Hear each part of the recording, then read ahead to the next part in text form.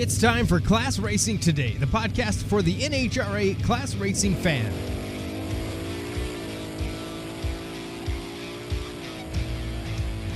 Welcome back to Class Racing Today, classracingtoday.com, classracingtoday@gmail.com. If you have any questions or comments, you can send them there.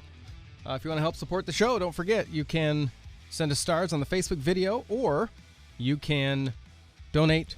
If you get value out of the show, you can go to classracingtoday.com and click on the donate button, and you get to choose the amount of value that you got out of the show and turn that into dollars and send it our way so we can continue these conversations. Bobby is out working again. So Brian, what is up? What's going on? I can't believe Bobby trusts us enough to leave him alone for like not being in one episode. I know, it's crazy. Normally it's you that's gone. Inmates are running the asylum, but that's all right. We'll get through it. I guess Bobby's working, and I thought I'm going to kind of cheat though, and I'm going to do it on my own. I wanted to bring like a legend who has been around. I mean, what's this guy has probably over 200 national or 200 records, and just a true legend of the sport. And I just wanted to get him on and pick his brain and see what he could teach a youngster like myself in the sport. I do though. Before you get going, I want to thank Kenwood Welding and Metallizing out of Baltimore, Maryland, for sponsoring the show. Call them 410-686-3760. Kenwood Welding and Metallizing has been offering quality welding services for all processes and all materials since 1932. We thank them for their support of Class Racing Today. All right. Take it away. So we're going to bring a legend on today, Craig, and you can sit back here and we'll learn about how things used to be. The way things used to be and the way where they're going. So I'm pretty excited. Today we're going to have on Cal Method. How's it going, Cal? Pretty good, Brian. So is it true you have over 200 records? Yeah, I've set over 200 national records, a whole bunch of them back in the 70s, because you used to get points for setting the records. And that's why I was able to win the division 8 out of 10 years in the 70s, because at one time you got 200 points for the ET record and 200 points for the mile an hour record. And so it was pretty important to be able to set the records back then. You know, is that probably the biggest reason why that's not emphasized on, is when did that change where they didn't give you points for that? It started gradually going away in the later 70s. I'm not sure the exact year when that went away. They changed it off and on. You'd get at one time you got, you would get 100 points for both ends. Then it went to 200 points for both ends. And I'm not sure, I think it got down to where there was just some events where you might get extra points, but I'm not sure exactly what year that went away. What year did you start racing? Kind of every weekend, kind of in 1964. I started in Deer Park, Washington, and just had a bunch of friends that was going up there, and I had known a little bit about it because we started out street racing a lot back in the 60s, and then 64 why I got introduced because back then all there was class racing. You had first off you entered a car in your class, then you had to win the class trophy to go into the eliminator, and there was only like 23 stock classes back then. And so unless you were one of the fast guys and stuff, you didn't really get to race the eliminator, which when I started, I didn't know a whole lot about that. But I started getting real serious. I went to the 66 Winter Nationals, and that's when I really got kind of my eyes open to the big picture of drag racing and got really hooked on it. And then the summer of 66 is when I got my first real competitive car, and then was able to set the record in 1967 with it. So early, then they kind of incentivized you to work hard and find combinations that were fast, basically by having to, only the fast cars are going to make it in. Yeah, back then, see, you had there was no adding or subtracting weight or anything like that. You had to pick the body style and engine combination that would fit towards the top of a weight break. And they went strictly by shipping weights and horsepower, advertised horsepower.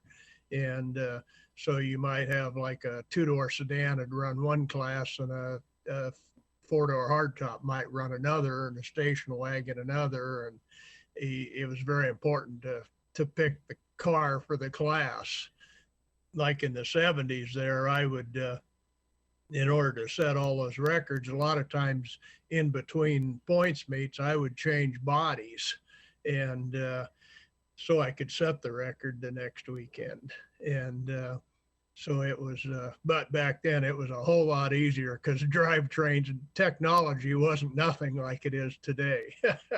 You had to hard work and kind of being a little bit innovative and stuff back then. You know, you could do it because you couldn't find out. There was no information level out there very much like there is in the later years.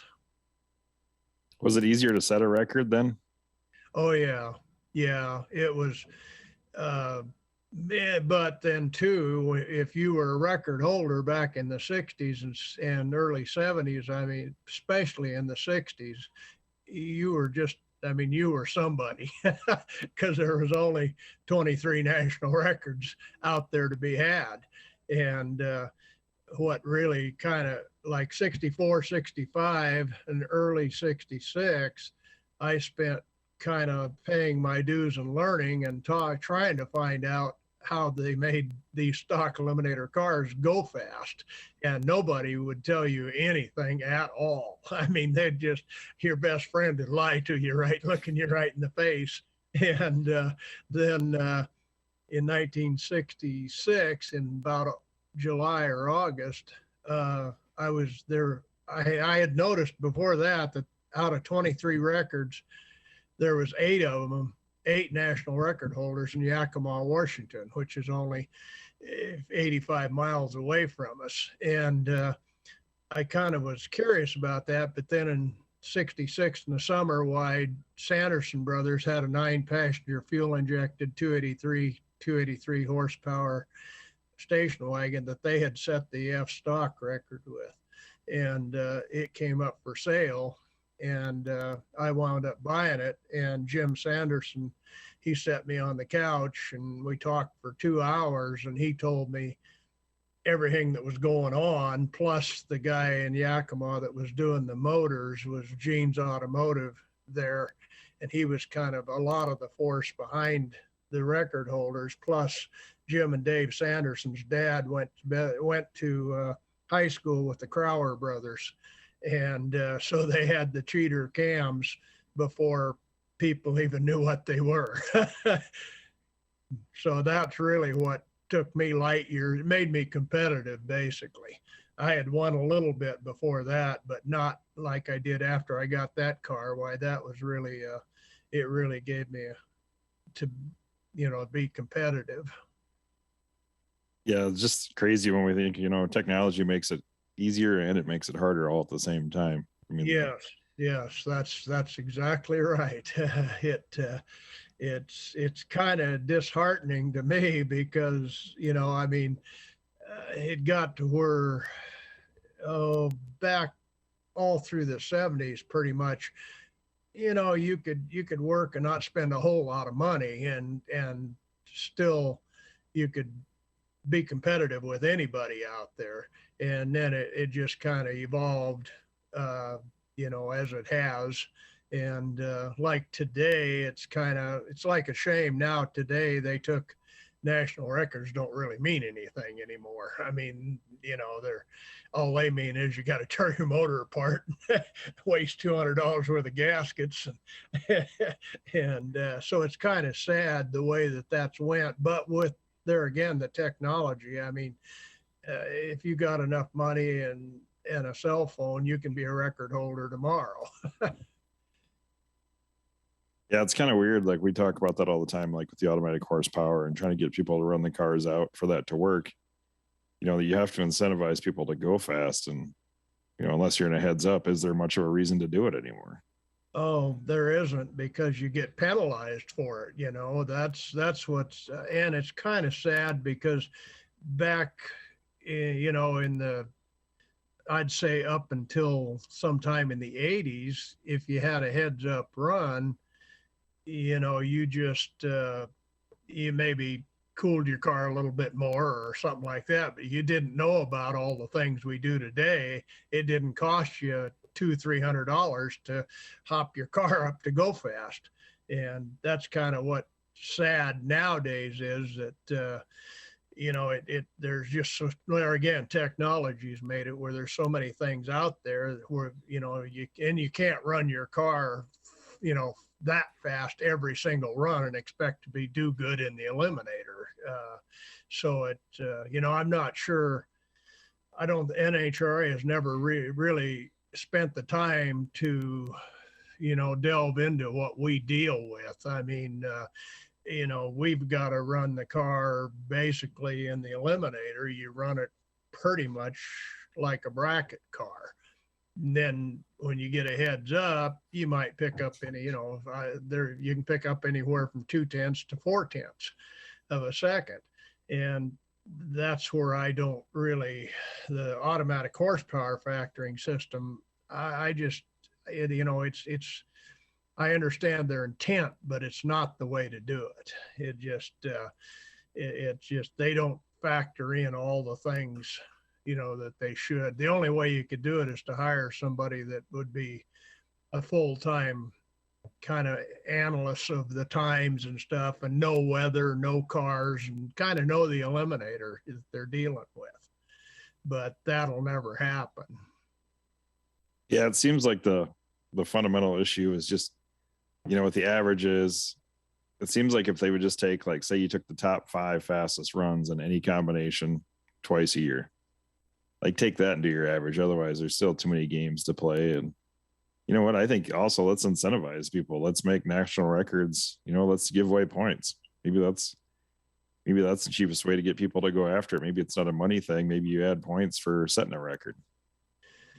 Yeah, I don't know anymore. I'm not sure how you would do that, in the way of fact that there's so many things that come into play, like the weather and like altitude corrections and all kinds of stuff that I've seen over the years. And I really don't know what would be the answer to make it kind of equal. You just can't equalize everything, because there's always guys that are sharper or nowadays can spend more money and hire the better people. I remember back, I think it was either the 69 or 70, Dave Wren was on the Chrysler deal then, and he was running cars. And I was talking to him one time, and I remember him saying that, they tried to equalize things back then. Farmer would kind of look at the times, and he would lay his qualification or a classification book on your fender the next week, and he might lay it on your fender and say, well, your car's 10 horsepower more this week. And because, these cars went that fast over the first of the year here, and we kept track, and that's the way it was. And I remember Dave Wren said that, the only way they could ever equalize it was to stamp an ET on Ronnie Sox's forehead or Dave Wren's forehead or whatever, kind of like Comp's doing with that individual, deal. But I can't see that as an answer either. But I thought, I would always look back on that thinking that was funny that he would say that, but it was true. I mean, you're always going to have certain people that are going to excel because they work harder or longer or have more resources. I can only imagine what it was like to race back then, because you're basically in the big threes horsepower wars, right? Like everybody was actively involved and they wanted to be number one. Yeah. It was really neat to see, the factories trying to outdo each other, and they kind of would do it in a way. It was pretty secretive. I mean, they couldn't find out, like Chrysler couldn't find out what Ford was doing, and GM really never stepped forward and done the stuff like Chrysler did. Chrysler was really kind of the force where they were the first one to use engineers and parts and stuff like that, and they took racers in their fold that that some of the top racers, and they had stuff that the average guy just couldn't even imagine out there. It was probably equivalent of somebody bringing a pro stock team in to help develop their car today. Pretty close, same type of scenario. Like it's in. I think it was in '68, I believe, at the Winter Nationals. That's when Ford brought the Cobra Jet out, and it was rated at 335 horse, and they were strictly going after Chrysler, and that was quite a deal there. They saturated the field. They had about I can't remember if they had 6 or 8 of them there or something in all the different classes they could fit. And I remember I think Dave Wren beat like 4 or 5 of them in the eliminator and made it to the final, and he finally lost to one of them in the final. And but that was, the factories really went after each other back then. Yeah, that would have been a whole different time, with the Hemis and all the horsepower stuff. Like I can only imagine in the class side of things how much fun that made it all. Oh, yeah, it was. Were you always a GM guy, or were you ever a Chrysler guy? Or the way I got in, I was a Ford guy to begin with. Back when I first started driving and stuff, my first car was a '52 Ford Victoria hardtop, and I liked the Fords back then. But then when I moved from Sandpoint, Idaho, down here to Pasco, and I was working at a service station in 1961, and I wanted to buy a new car. I got a wild hair to buy a new car, so I thought, okay, I'll buy a Corvair. And there was a Chevrolet dealership a couple blocks over from the gas station I worked at. And I went over there and sat down with one of the salesmen and told him what I was going to do. And he asked me, okay, what's your financial situation? I told him, and he says, you don't want to buy a new car. He says, you'll be in debt to your eyebrows. And he had a '57 Chevy 4-door station wagon with a Power Pack 283 in it. And, long story short, he wound up selling me that. And then I got into the I was a street racing then, because cruising and street racing was kind of what you did back then. And we got into that, and I wound up tearing the Power Glide out of it and then changing it over to a 3-speed. And then I wound up blowing the motor up. And then I had a roommate at that time that was working for a motor supply place in Pasco, and they had some guys there that were kind of into hot rodding a little bit. They redid the motor, and you could buy a Duntov cam and a set of solid lifters for $16 back then. And like if you went with Ford or Chrysler, it'd cost you like $40 or $50 for the same thing. So I got into GM because they were cheaper. And I kind of realized that, so I kind of been with Chevys ever since. And of course, then when I bought the '57 record holder wagon, then I was really hooked on it. And that I've just stayed with GM over all the years. Those wagons were kind of all the rage then when you started.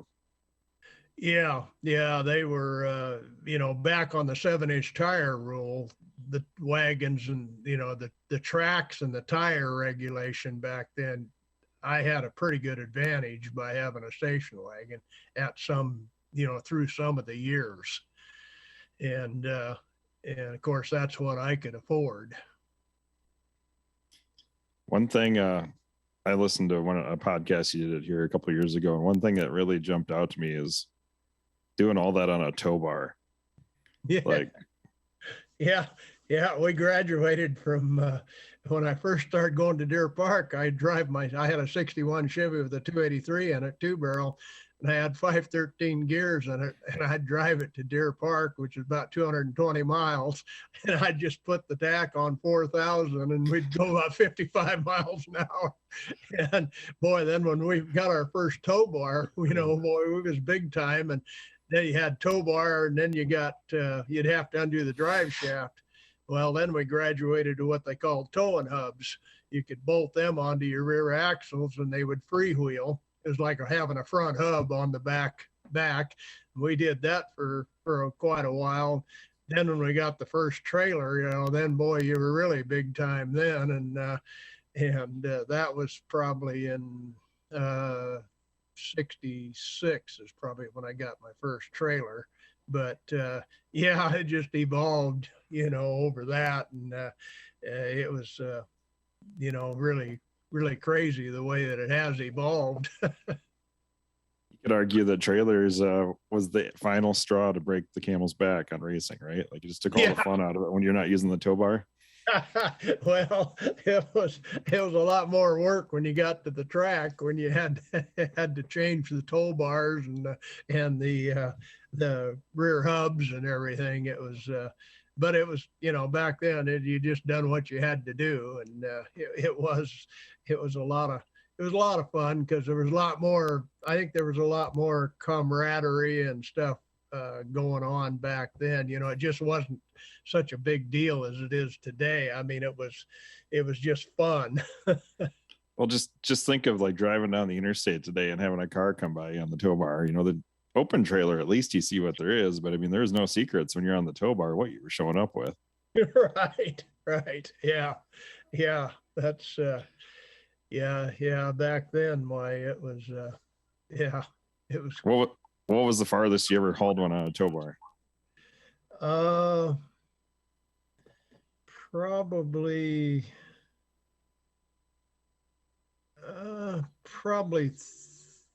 maybe 300-400 miles. I was trying to think. In 60, yeah, I guess we went to the first time I went to the Winter Nationals in 67, and I think I had a trailer then, but I wouldn't swear to it. I remember we went through Oregon, and it was through a blizzard, and the whole front end of the 57 Chevy wagon from the headlights down got sandblasted, and there was red gravel about a foot deep in front of the radiator. And I'm not sure, we probably might have been on tow hubs then, because that's why it got so bad. But yeah, when you got your first trailer back in those days, why, it was quite a deal. You packed lighter when you had to fit everything in your pickup or your car then. Yeah. I graduated over the years there to where I started hauling about everything. I was kind of known for always having spare parts and everything you could possibly think, but that came in the 70s more or less. But well, one of the impressive records is that you've actually raced with your wife for a long time. Yeah, she started racing in 1976, and we had always raced like two cars in the, say, I think we started in 71 or so. I had always, because the cars were cheap for me to put together, and so I could put two cars together because I did my own motors then and stuff, and it was a lot. We didn't have a lot of money, but it was pretty easy to put a couple cars together because there wasn't as many specialized parts as there is now. And anyhow, I had other guys, friends of mine, that would drive another car, and then one guy, he would mainly do it, but I didn't see him, I think the fall of 65 or 75. just didn't show up all winter. And so, well, he doesn't want to go to the Winter Nationals, and we got 2 cars, so we're going. And so I told her, you're going to drive. We always went to Irwindale Raceway the week before Pomona, and they'd rent the track to you for like $25 from 7 o'clock in the morning till 9 o'clock at night. And we went there, and I taught her how to drive. And by the end of the day, she was running under the record. And so we went to Winter Nationals, and we wound up getting to the quarterfinals.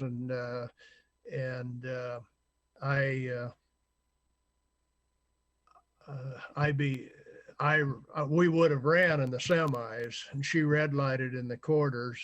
And then in the semis, I lost to John Duesenberry. But if she had red lighted, or she'd have won that round, we'd have met in the quarterfinals, or actually the semis, and one of us would have been in the final.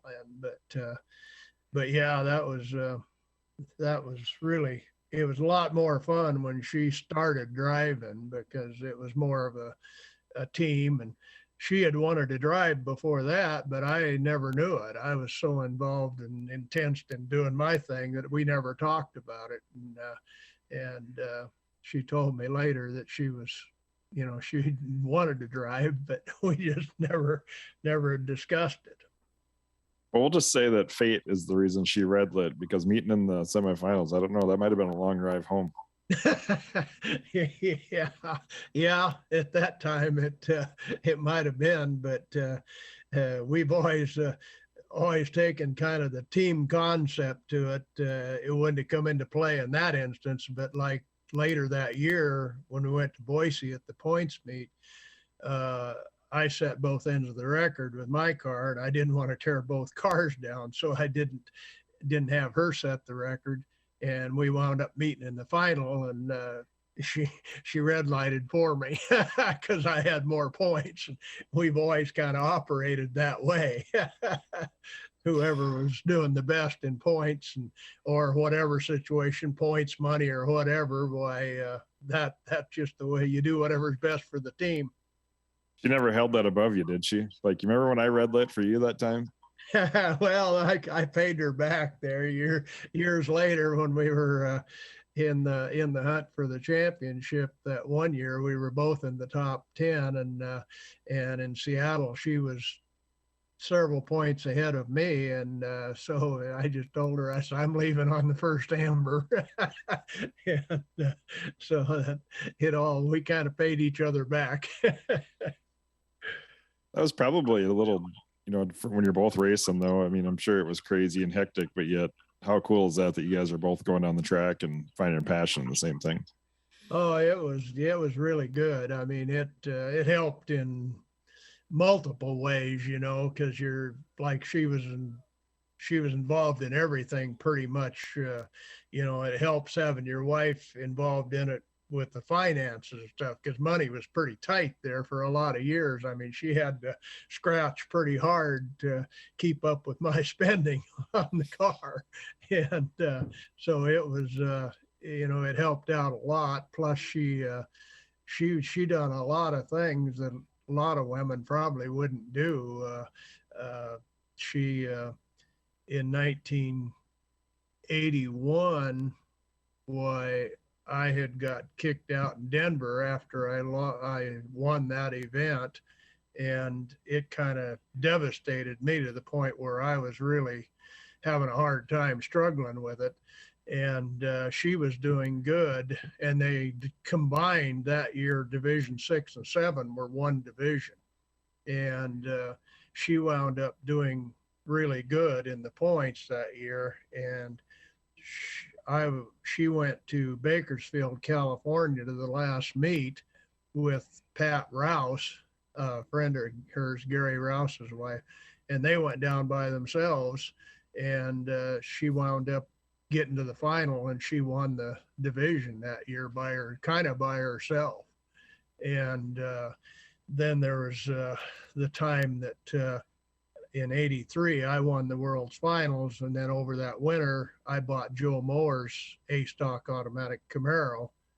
And right in the middle of the winter in blizzard conditions.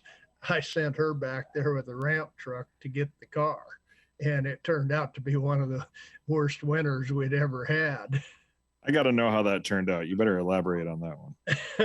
Well, she left here and she went back there, and it was kind of a unusual experience for me, because we're always, you always welcome racers into your house and stuff. And she got there, and I don't know, for whatever reason, why Joe, he just met her outside, and they had a hell of a time getting the car started because it was like 0 out, and he got it on the ramp truck for her and just send her on her way. And she went, she got back, and right when she was in Colorado, why, she really got kind of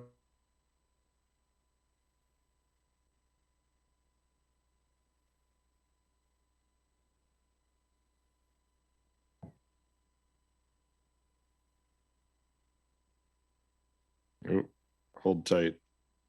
I called Herm Chapman, and she went to Herm Chapman and his wife's place, and they kept her there for a couple days and got her kind of stabilized. And then she took off and she got to Evanston, Wyoming, which is the top of a great big hill when you go down into Utah. And she called me, and she was in a motel, and she says, I can't do this. And so I kind of remembered that I had a cousin that was in the Air Force down in Utah, down around Salt Lake. And I made a bunch of calls because I hadn't seen him in years. And I finally got a hold of him, and he went up and took the truck down the hill for her, and then got her kind of mentally right again. And she took off and got home, and she got home, I believe, Christmas Eve day. It was, there isn't too many women that would do that by themselves. No, and then you think like pre-cell phone, like you didn't look at the phone and say, oh, this is the weather 5 days out. Yeah. It was pretty, at the time, I didn't think too much about it, because drag racing was all I thought about, period. And it just, nowadays I'd be worried to death about her, but it was kind of a different deal back then. Well, then not to mention, I was around home phones. We had one, but now like my kid has a cell phone, I call and he won't answer, yeah. If you don't have that instant communication, you just feel lost. I couldn't imagine about driving across the country. Oh yeah. I think back on it, and it's just, it's unbelievable. Just like, back then when we was traveling across, like when you go to Indy and stuff, why, hell, we'd drive, we'd leave, we wouldn't shut the truck off hardly till we got there. We'd switch off drivers and just keep going, and didn't operate on much sleep back then, but that was just what you had to do. What was Indy like back then? Oh, first time I went to Indy was in '69, and I had 283 fuel injection. I'd put the fuel injected motor in a sedan delivery so I could, because that was kind of the craze. And like in '68, '69, the sedan deliveries were all over the place. There was just hundreds of them. And that's because you could use the 4-speed Hydromatic behind any engine in any body. Or in the sedan deliveries, you could use a 4-speed hydro, and it was kind of good and bad, because the 4-speed hydros got their popularity, let's say, from the Stonewoods and Cooks gassers and stuff. Well, they didn't have a good one to put behind a small block Chevy, because when you made the 2-3 shift, it done 4 functions. It applied the clutch and released the band, and applied the band and released the clutch. And to get those 4 things to happen at the same time, the only way you could get it that we knew of was to lower line pressure to where the 2-3 shift would kind of be, it wouldn't kill the motor when you shifted. And consequently, you'd burn up the transmission fairly quick. And that's what happened to me in '69 at the Winter Nationals. I made it to the final, and then when I made the 2-3 shift, it slipped really bad. And later on, a guy, Jim Mannell, that races a pacer stalker out of British Columbia, he was doing a competitor of mine, Bob Nottingham's transmissions, and Bob kind of felt sorry for me and got me hooked up with Jim, and he done just all kinds of things in that transmission to where he got the 2-3 shift to work just like the others. And when I went to Indy in '69, there was a whole bunch of people after I made the first run come over and wanted to know who done the transmission.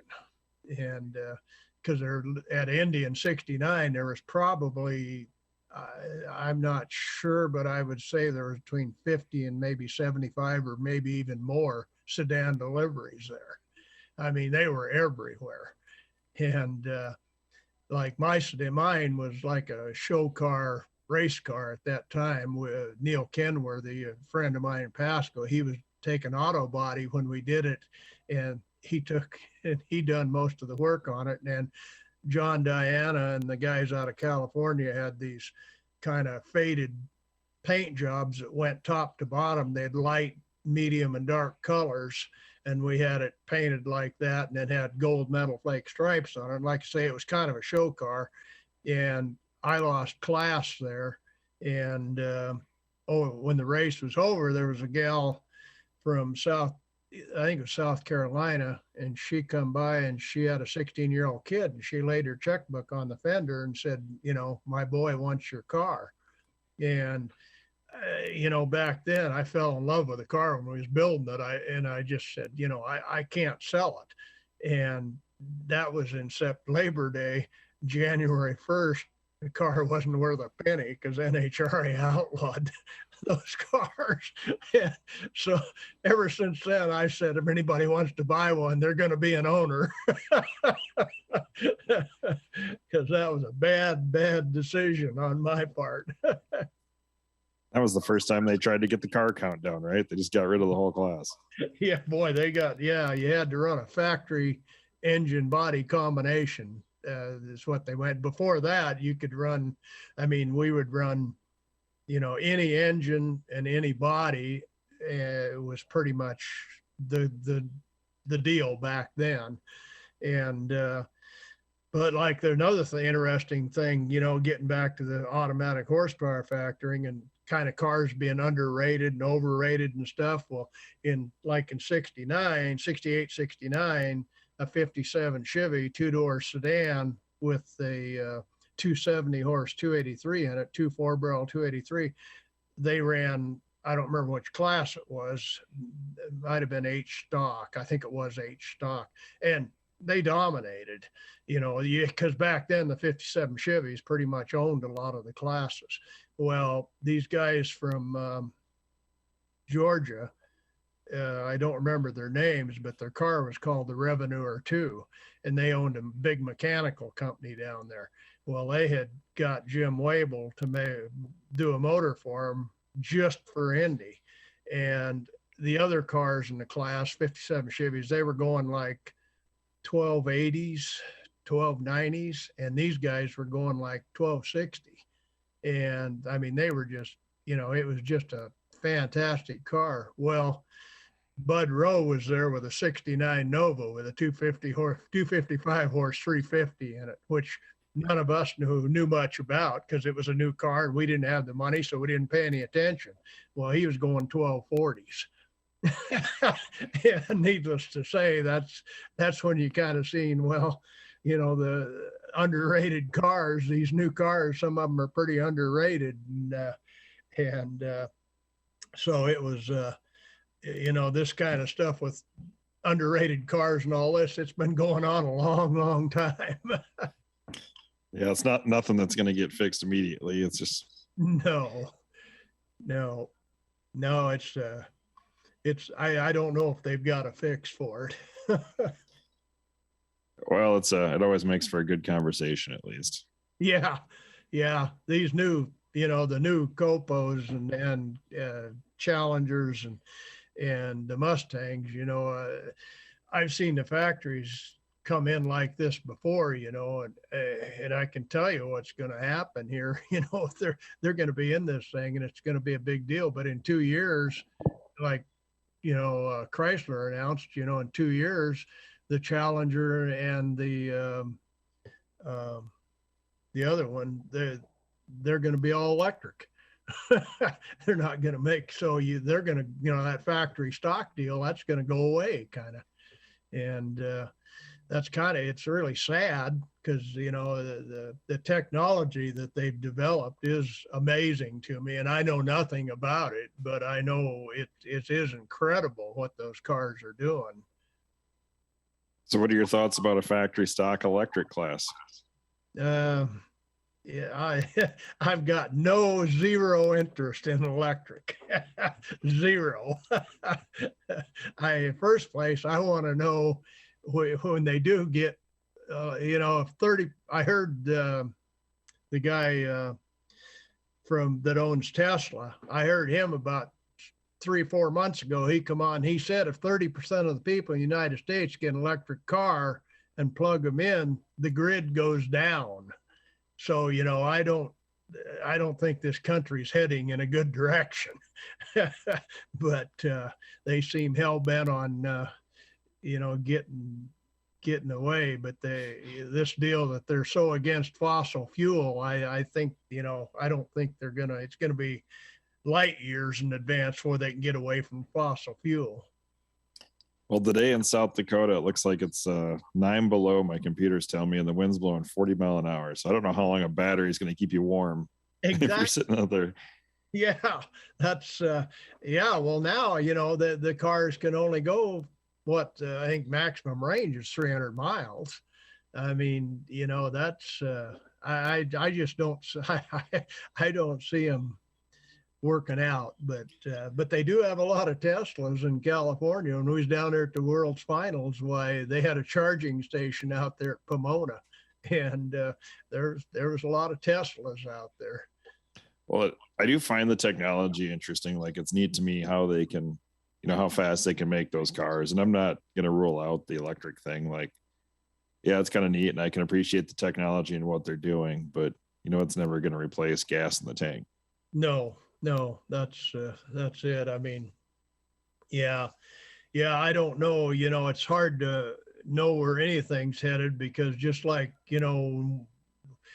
probably before your time, but like in the 50s, I was raised on a farm. Well, my dad, he never took time off. I mean, there was no such thing as a day off. But when the new cars all came out in September on a same day, and in the small town we lived in, you would take off and go to town and look at those new cars, and the car culture and just everything about it was so special at that time. The car was special to everybody pretty much. And like nowadays, God, a lot of kids don't even want to get their driver's license till they're in their 20s, which is amazing.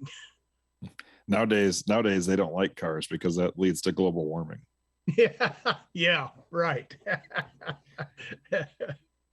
What was your favorite car? It's hard to say, but I'd probably have to say that 57 Chevy, the first one that I had that I set the record with, would probably be my favorite. And after that would be probably the R cars, the 66 Chevys, just because they were so easy to work on and so cheap to run. So when you weren't racing, what were you doing? Like in the time growing up, did you have kids or? Yeah, when Mary Ann and I got together in 1970, Todd was 2 years old and Kathy was not quite one. And then she kind of raised them because I was in the garage or at the job. I was obsessed with drag racing. I mean, that's all I did. And so it was a deal, but the kids, somehow they got raised. And Todd, he was kind of a rebel back then when he got to be in his younger years. Why me and him didn't see eye to eye, and I he went to live with his biological dad, and then later on, I think it was about no, might have been 1999 or 2000, why we kind of reconnected and built his 70 Camaro that we run now. And he built it as a kind of a street car to begin with, and then it went to kind of a semi show car, and then he got kind of where he got enough money where he could start racing at the local track and stuff. And that's kind of evolved into where we're at today. Both the girl and Kathy and Todd both race cars now. Well, they probably got a lot of miles on then hanging out. Did they go to the races with you when they were young every weekend? Yeah. Oh yeah. Yeah. Yeah. We had little trouble there because you could only take them out of school so many days for the year. And there were some winter nationals where they couldn't go, but most of them they did go. And but back it wasn't so bad back, because like in 1970, let's say, they only had Pomona, and there was only 4 national events. And so it wasn't like today where there's a national event every 2 weeks or month or whatever. It was just and the national events back then, I mean, they were so special that it was just a whole different atmosphere. And when you won one, it was a major deal. I mean, like nowadays it's a big deal, but it ain't like it was then. Well, I'm guessing just in like payouts and contingency and all that stuff. I mean, like you could win one of those and really do something. Oh yeah. The money was pretty good actually in the 70s. Not, I mean, compared to the car cost and traveling. And then in the 80s, it started getting actually a little better in the 80s, where there was more money. And then in the 90s, really, I'd say from about 85 up, I figured if you won 3 national events a year, you could actually make money if you were running a medium priced stock eliminator car. And then through the 90s there, when Marianne won Brainerd there twice, if we'd have had all the stickers, we could have won $20,000 and for the national event then.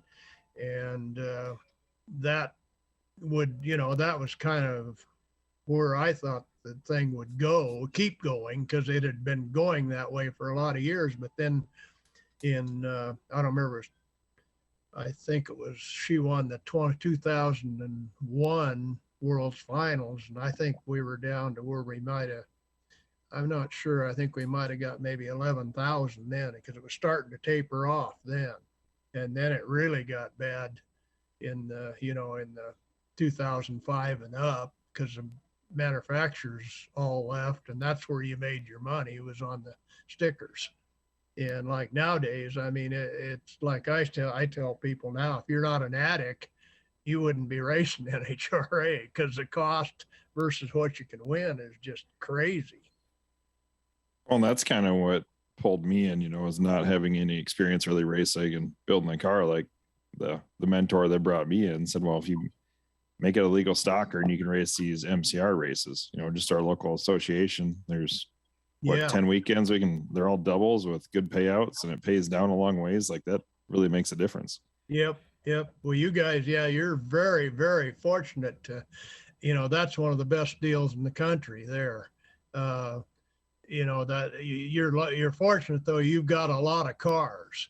They've tried out here. They've tried doing that. And like I tell them, you got so many things against you out here. We don't have enough cars in the first place. And then we got to travel, 5 to 12 hours to go to a track to where we can have these things, and it's just cost prohibitive.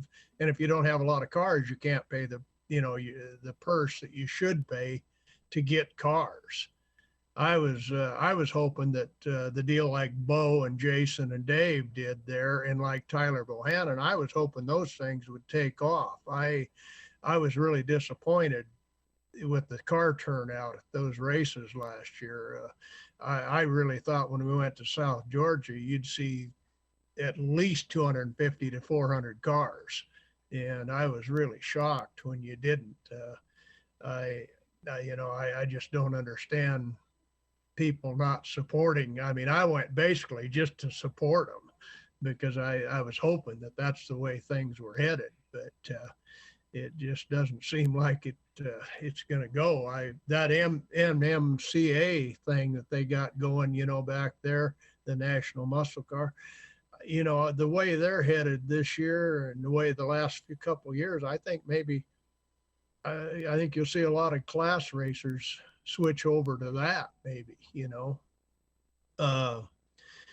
because they don't, a lot of the guys are older, and like me, if I go 3 weekends in a row, I'm burnt out. I want 2 or 3 weeks off.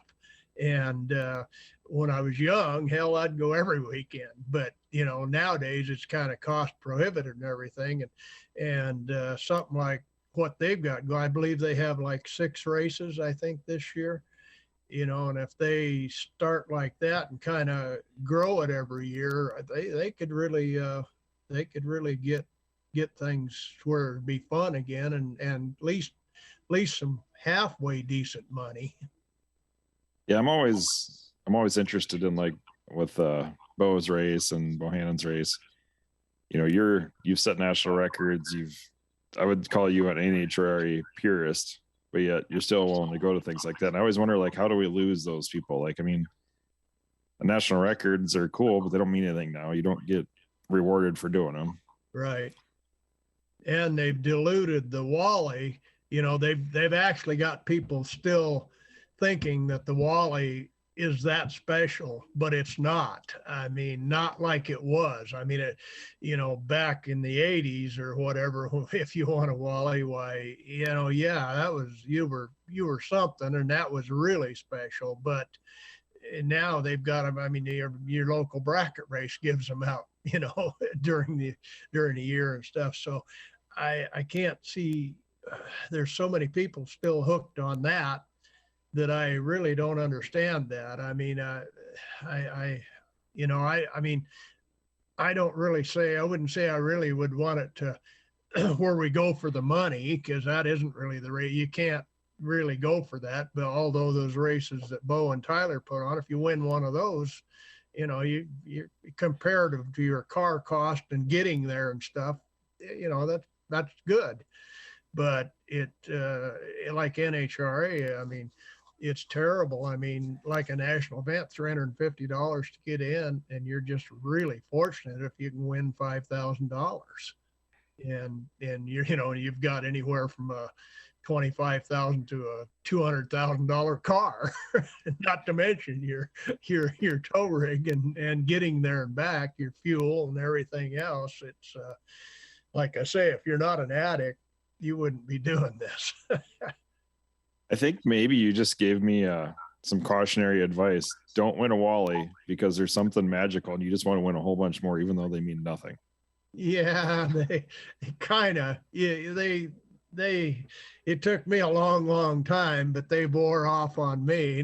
Now I call them dust collectors, but I understand somebody that doesn't have one, they are special to them. They want one really bad. And I understand that because I've been through it, but it is kind of sad. Just like back in the 70s when you had 4 national events and you won one of them. I mean, basically back in the 60s and 70s, if you were a national record holder, you were a god. And if you won a national event, I mean, you were really up there. Whereas nowadays, it's just not the same level as it was back then. You think there's too many races now? Does that dilute it down? Yeah, I think that's part of what's done it. They're looking at it strictly as strictly as NHRA, the people they have there now, especially, they're looking at it just strictly as a money-making circuit, not really. It's not that special because if you had only say maybe 12 races, they would be a bigger deal. But then you'd have to make it really special, you'd have to narrow the classes down to where you get more cars in, like at Indy there in '69. I mean, I don't know how many cars was there total in stock, but there had to be 600 plus, maybe even 900. I know at one time at Indy there was over 900 stalkers. The one year I went, I don't remember what year that was. It was somewhere in them early years. But what's really kind of killed things too is that, like when I started, there was 3 eliminators. Well, now there's 13. And so, that's why we got these quotas and all this stuff. And,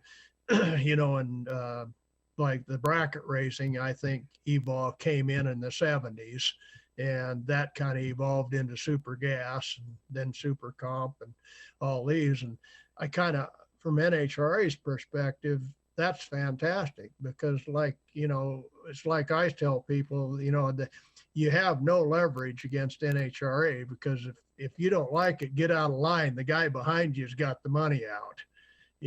They've got way too many people that want to race, and so they can do anything they want to do basically, and they'll still get a full house.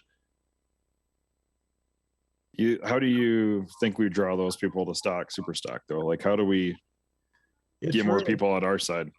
Oh, it's really tough because you look at the financial cost of it. You almost have to be almost above average. I mean, you've got to have a lot of money to get into a class car and keep it up because the parts technology has just made it. I mean, whoever thought a transmission would cost $5,000 to $10,000?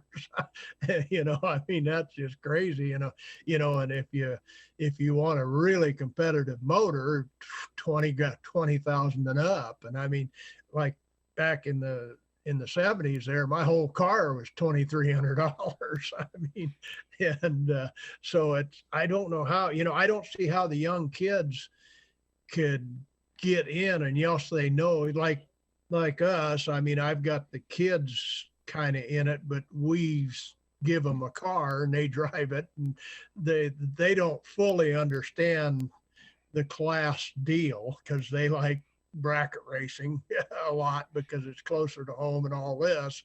But I mean, they do realize that it's more excitement and there's more, I guess it's bigger and better when you win, still bigger than a bracket race on as far as the stage you're on. But they also look at it like, the money isn't there like it was, so that doesn't draw them in. And the only thing I can see this, like you guys have the Midwest Class Racer deal and the Heartland deal there, that'll get more guys in than anything right there because it's fun and you got 2 weekend, you get 2 races in one weekend and stuff. It's just got so much more going for it. Like an NHRA deal, like a points race, a lot of them, we go and we're there for 4 to 5 days for one race, and you make a couple runs and you're sitting around the whole rest of the day. And that's what turns off a lot of bracket racers because they like to go, they couple runs, then they run a race. And out here, they'll run a race Saturday and a race Sunday. So they get to race twice on a weekend too. And so it's kind of, it's hard, but like with the class racer out here, we don't have any choice but to run the points meets and the national events. That's all we have. Because I know Johnny and I talk about that a lot. And it's like I tell him, I says, well, we either don't race or we race NHRA, the points meets and the national events, because that's what we have out here. But back there, I would really like to see that grow. I mean, that because I know I talked to Johnny back when this was kind of first getting started and stuff. And I thought that the potential was there to get even bigger. I mean, where you could get $10,000 purses and stuff, but you got to have a track operator that's on board with you too. You can't run the whole bracket program and everything if you're going to make stock and super stock the category for the weekend. Because if you're going to try to get 300 or 400 stock and super stock cars there, you just don't have the time to run all that other stuff too. And I think you need kind of coordination there and getting somebody on board that would help grow the whole thing.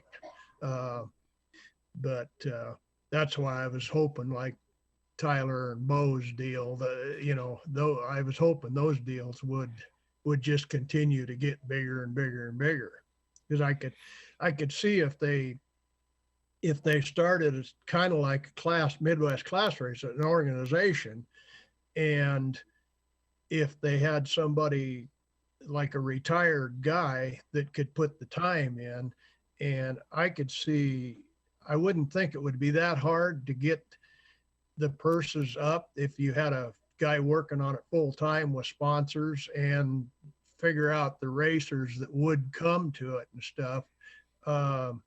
It might get big enough to where you could have some around the country and people would be willing to travel to, a distance.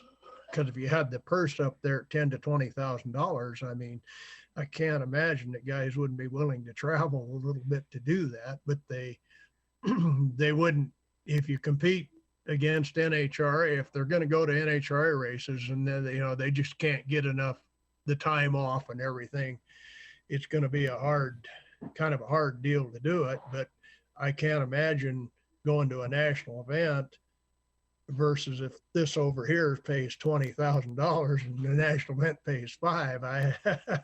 I can't see guys, but that kind of showed there, like at Bo and Jason's race there. I mean, I was, like I say, I was just flabbergasted. I thought there'd be 100 guys that would stop after Gainesville, on the way home, and they just didn't. And I was going, wow, I can't believe it. Because that was a lot of money. The MCR deal to me is almost like a working man's class. Like there's a lot of, I'm 43 and I'm not the youngest one there, but there's actually quite a few younger people building cars and coming into it, because you can, make it to the semis or the quarters. You're still taking home $600 a lot of these races. Well, you do that 2 weekends in a row. It's 2 years ago, I brought home over $10,000, never won a race. So at least that really helps fill in the expenses and makes it somewhat affordable. Absolutely. I think that's what'll bring people in, and the entry fee being fairly reasonable. I mean, versus anything else. And I think that's really good to start paying in the earlier rounds, because like you say, you don't have to win the whole thing to at least get your entry and some gas money back or something. So maybe what we do is we do the MCR format, and then you do 3 big money races. So that's almost like the old national events. So there's 3 of these $20,000 to win races. It's like, yeah, that's right. I mean, a guy, and you don't have to have 8 grade points to get into the races, and you can pay when you roll up to the gate. I mean, there's all kinds of things like that I think NHRAs, they're going to drive a certain amount of people away with this, the deal of all the online stuff you have to do. And just like the online tech card and that kind of stuff. I mean, I kind of go against a lot of people. I don't think there's a lot of cheating going on out there. I think guys take pride in their car being legal and having a chance to win and stuff. But this no tech deal, I don't know if you guys noticed it, and I can't tell you what year it happened, but I think it was after Wally died. But on NHRA's stickers that they give you, the little NHRA sticker, it used to say on there, dedicated to safety, and it ain't on there no more. And I think that comes from the people that don't even know what drag racing is are in charge, and they could care less that this started to get people off the street and on the track. I don't think they even relate to that anymore. It's almost like class racing was just really wrenching in your car and trying to make it better, and like basically trying to beat the other guy, trying to outwork the other guy. Yeah, that's what I did all through the 70s. That's the only reason I won as much as I did in the 70s, is because I spent every waking hour that I wasn't sleeping or on the job, I spent it in the garage. That's all I did up until probably mid 80s. Yeah, I don't know. It's interesting to see where it's going to go, with the quotas and all that stuff. But it's almost like, there's just not the culture out there like you guys had. No, not by a long shot. It's it's really it's really kind of sad for me, because it was so neat. Just like the new cars, every year when they come out, you'd go there, you could spot a car a block away and say, okay, that's a Plymouth or that's a Ford or, or whatever. Nowadays you can't tell what's what. And the kids, they'll never know that. The younger generation will just never know what we grew up with. I went to the Minneapolis car show when they do oh man, what was that? That was probably back in 2011. They had a big car show where all the new models came into the cities there. I went with my dad. We just walked around, looked at cars all day. It was like the coolest thing ever. I don't even think they do that stuff anymore. Yeah, no, they don't, and it's really sad that, that they don't get to do that, but it's just a different world all the way around than it was. I thank God every day that I was born when I was born and got to go through the whole culture of that. Isn't the new car show pretty much just a show off of the new computers that run these cars nowadays? Right. But hey, look what this one can do. It can read your text message to you. It can play your favorite list. It can, heck, it can self-drive in a Tesla sometimes. Yeah. It just feels like it's become more of a technology product than a musclehead product. Yeah, we don't have the exactly. We don't have the wrench anymore, I don't think. Right. Yeah. Well, one of my all-time favorite movies is it's about the Ford GT, where they developed that for the racing program, Yeah. And the where he comes flying in there with the plane because they're debuting the 65 Mustang, and the guy tells him it's ugly, that's the fanfare. Right. That was cool. Yeah. That was really good. And getting to live through the years of that, a lot of that stuff going on, I was always pretty much, my head was always in drag racing, but I did know of the other things, the big stuff that was going on around the world with cars this technology nowadays, like I say, I guess it's neat in a lot of ways, but being a guy that wasn't raised around it, I don't really understand it and don't really want to. What's the most memorable race you've ever been at?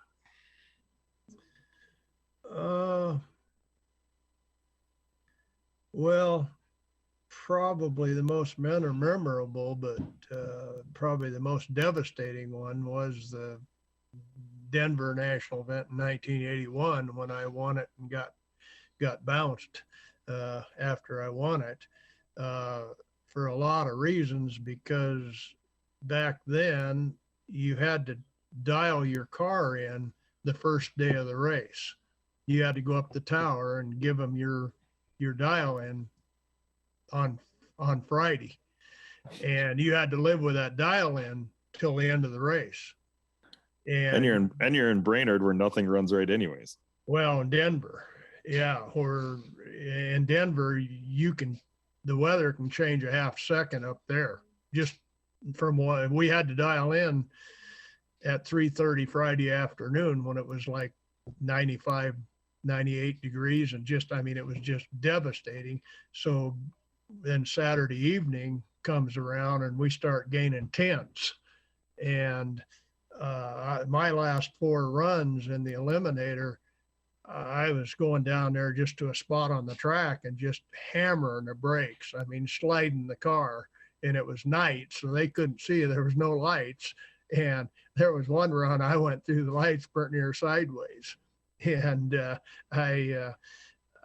was, and I was so excited or animated or whatever you can say at that, adrenaline was up so high during that race.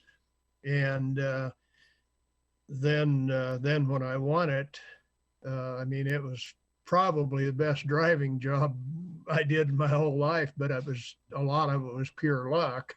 But then to get tore down and got bounced through a technical deal, which was more political than it was wrong or anything. But that was probably my most memorable race. But then when I won the '83 World's Finals, that was pretty exciting. But it wasn't like the first one. But I think probably after that, probably the most excited I ever was when Marianne won Brainerd the first time. That was a big deal for us. And then when she won the All-Star race and won Brainerd in '95, that was she was all through the 3 or 4 years there in the '90s. Why it was really pretty fun, I guess you'd say. Plus, we were getting paid back a little bit financially to help us. Yeah, Brainerd was the only. I went to my first national event this year there, and that basically it's our home track here. And I really like that place. It's neat. I don't know what to expect at any other ones, but I'm gonna have to go check it out. Yeah. Brainerd's it's a pretty neat place. I mean, we would start going there in the mid '80s, I think, or the late '80s, and boy, it kicked our ass for a lot of years. I mean, that place was slow, and the weather would change on us. And we had the 283 cars, and they were pretty susceptible to weather changes, and so we were. When we finally got the first win there, and then she won it, appeared in the final 3 years in a row, we couldn't believe it because we felt like that place had just beat the heck out of us for a lot of years. But it's it was a pretty neat place. Like when we first started going there, it was a nice facility basically. But yeah, these tracks though, that nowadays with the tow rigs and stuff, they have to have so much pit area that it's really crazy versus the old days.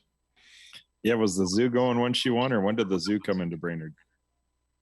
The zoo came in the '80s, because I remember me and W.A. Lee, we were really good friends, and he came there in the '80s one year, and that was the first time I'd went over to the zoo at night, and he had a golf cart, and we went over through there, and I remember I was astonished because that's when it was really starting to get wild over there, and it really built up to something there.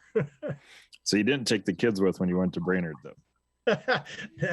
No, I don't think we did. But because most of the time we'd go, well, several times when we'd go to Brainerd, why then we'd go on to Indy because it was like the week after. So, and so, yeah, Brainerd it's quite a place. What's your favorite racetrack?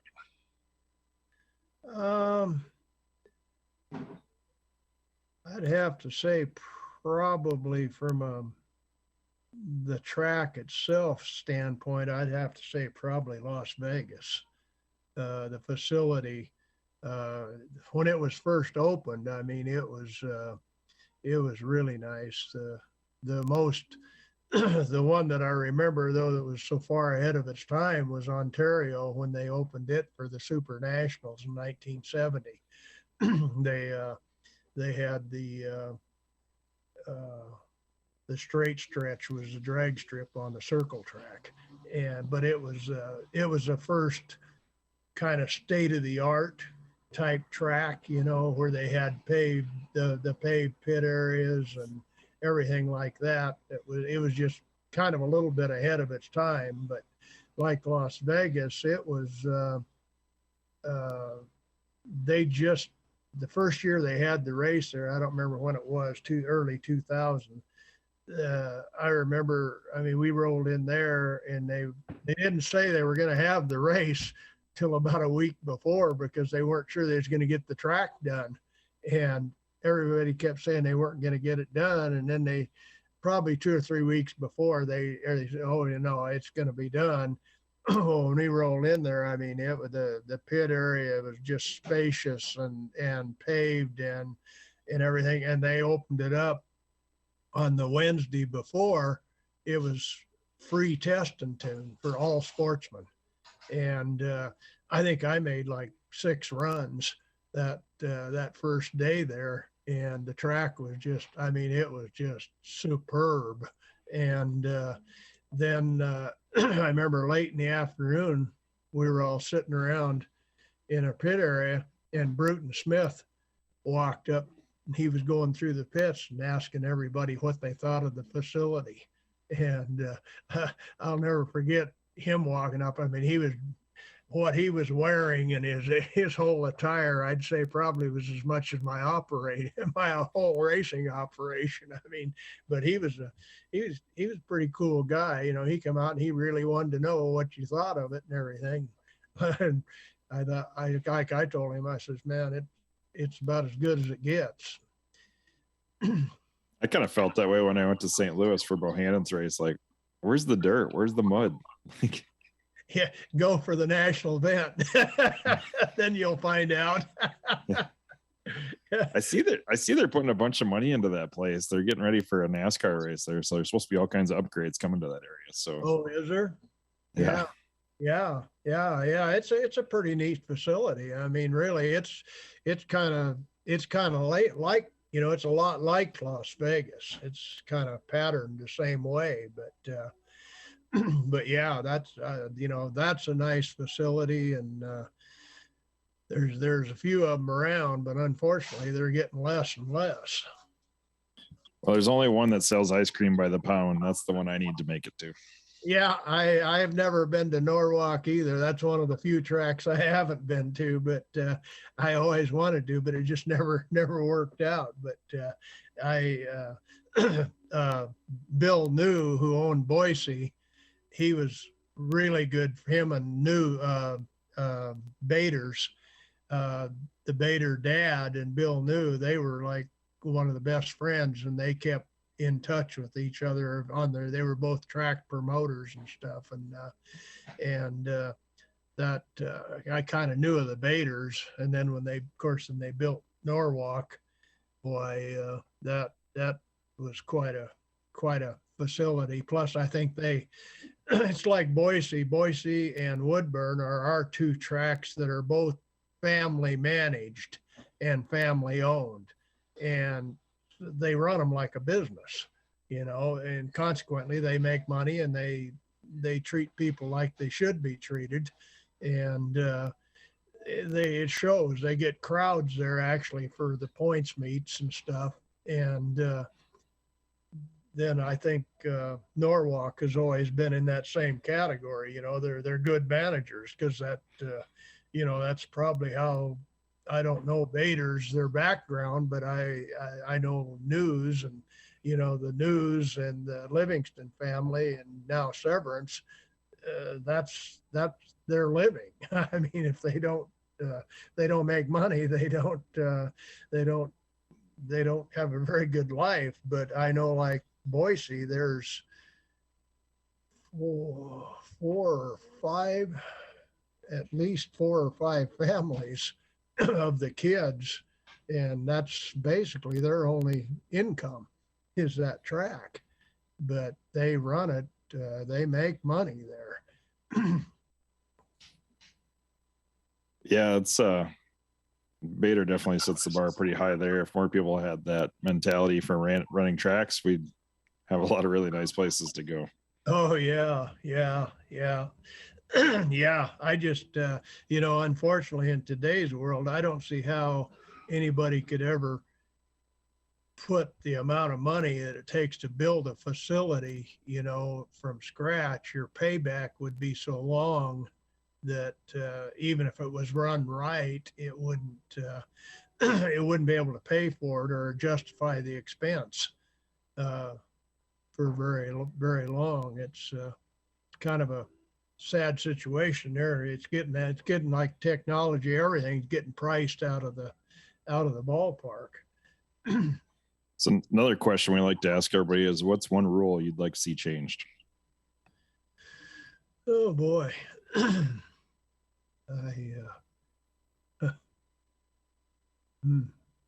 That's a tough one. I I don't really know on that. The only That's thing that's a very political answer. You don't have it. Yeah, they're all good. We're okay with them. well, I wouldn't say I'm all good with them, but I don't know. When you change something, sometimes it's not always for the better. the, the only thing that I would like to see them do is, and I've talked to them several times and hit a brick wall, is, they need to do something with the racers that don't come to the staging lanes. I think, like I told him, you got a computer and you invert the field every round. That's problem solved.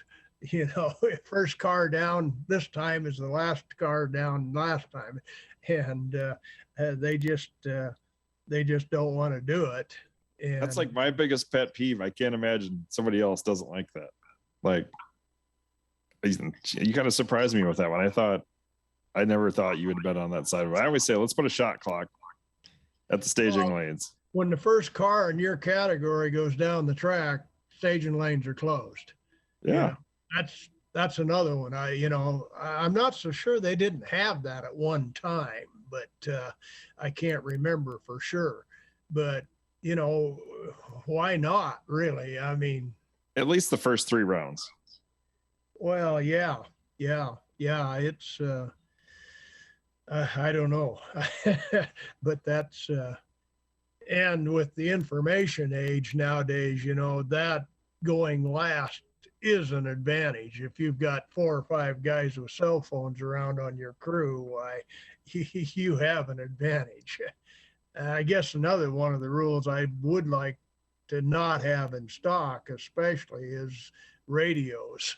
I don't believe that, you should have radios where you have communication, but that's just kind of my opinion of it. Cool. What's your year look like? You got anything on the schedule yet, or what are your plans? Well, we're going to go to Pomona and Phoenix because they're back to back, and then Phoenix has a double points race the weekend after the National. And we'll hit those, but Johnny is going to drive the car, probably both cars, if we can get him into super stock. Why, he'll drive both cars at Phoenix and the Winter Nationals for the national event, and then I'll probably have to drive, or maybe the girl can come down and drive the points race with one of them. I don't know. Our boy, he said he has trouble getting off work. So, but he usually drives a super stock car, but he has to have the job first. Yeah, work before play, right? Yeah. If he could get off more, why, we might think of coming back to Tyler's race again, but I just don't think I'm up for that. And yes, he could go too. Well, Johnny should be able to haul a car there. You should be able to drive one of his, right? Getting the old Nova? I think he's told me that, but I told him I realize it's like Clint Eastwood said, a man's got to know his limitations, and I know mine now. I don't consider myself ever being that great of a driver, but I know now I'm not as good as I was when I was 25. Yeah, well, that's awesome. I've appreciated the time you've come on today, and it was very informative. So I appreciate giving us the time today, and it was great to get to know a little bit more about you. Yeah, well, thank you guys. I appreciate it. Go ahead, Craig. Awesome. Thanks, Cal. Appreciate your insights and your stories, because it's always fun to hear history of the sport. ClassRacingToday.com is the website. ClassRacingToday@gmail.com. If you have any questions or comments, you can send a note there. Also, remember, you can help support the show. ClassRacingToday.com. Click on the donate option. You get to choose the value that you get out of the show and send it our way. Thanks a lot. Have a wonderful day, everyone. We will see you on the next one. It is still brand new into 2022. We're going to keep rolling on. Thanks a lot. Have a great day. We will see you guys later. Have a good one. Okay. Bye. Keep up the good work, guys.